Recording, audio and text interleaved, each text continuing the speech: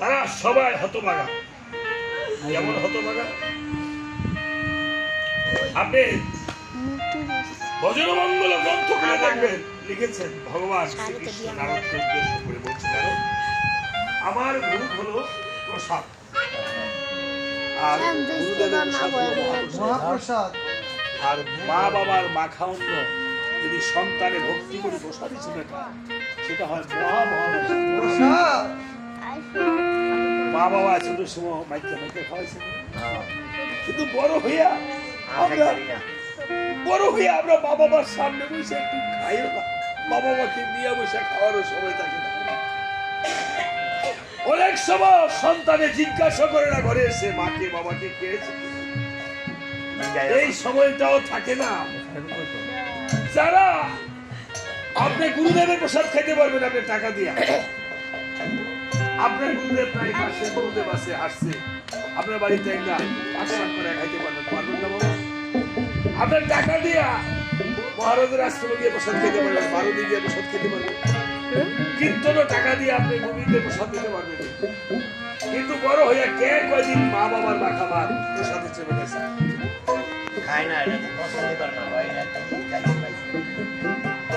খাইছেন নি না দ্বিধা করছেন?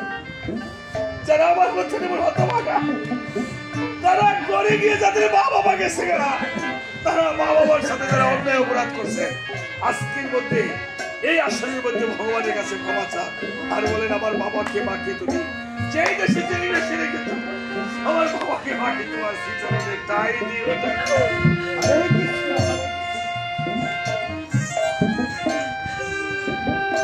এই ছাড়া উপায় নয়। আর যাদের মা বাবার পরে কষ্ট আছে তারা ঠাকুরের কাছে প্রার্থনা করে, ঠাকুর আমি অনল সন্তান কিছুই করতে পারি না, আমার যা কিছু করে আমার মা বাবা কিন্তু ভালো রেখো। মাতা পিতা যেমন সন্তানের কোনোদিন অমঙ্গল চায় না, সন্তানের কোনোদিন মাতা পিতার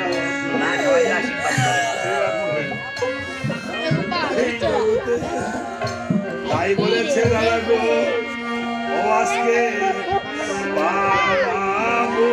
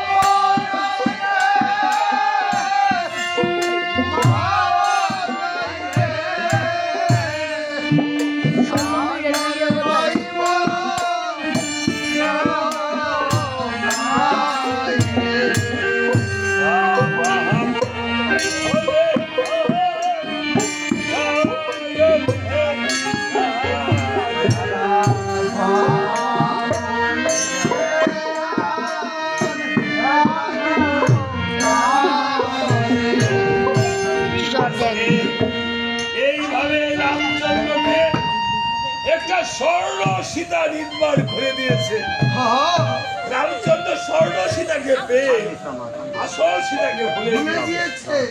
এদিকে অযোধ্যাতে প্রভু রামচন্দ্র অশ্বমেধ যজ্ঞের আয়োজন করে, আর এদিকে তপোবনে আমার মা দুঃখিনী সীতা দুটি পুত্র লব আর কুশকে দিয়ে দয়াল জলে বেসে বেসে বনে বনে ফিরে আজকে লকুশকে মায়ের চরণে প্রণাম করে বলছে,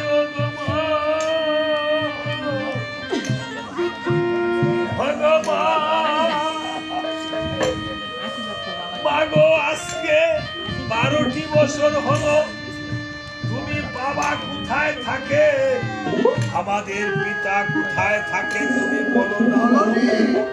কেন গো মা, তোমার হাতে শাখা আছে, মাথায় সিঁদুর আছে, তাহলে প্রমাণ করে আমাদের বাবা বেঁচে আছে। তুমিও বলেছো আমাদের পিতা বেঁচে আছে। কত সন্তানের পিতারা সন্তানকে বুকে করে নিয়ে আদর করে মাথায় হাত বুলিয়ে দেয়। ভগবান, আমাদের বাবার ছবিটা যদি মাটিতে এঁকে দেখাইতা, তাহলে বাবা কোথায় থাকে আমরা বাবার কাছে নিয়ে ধরে ধরিয়ে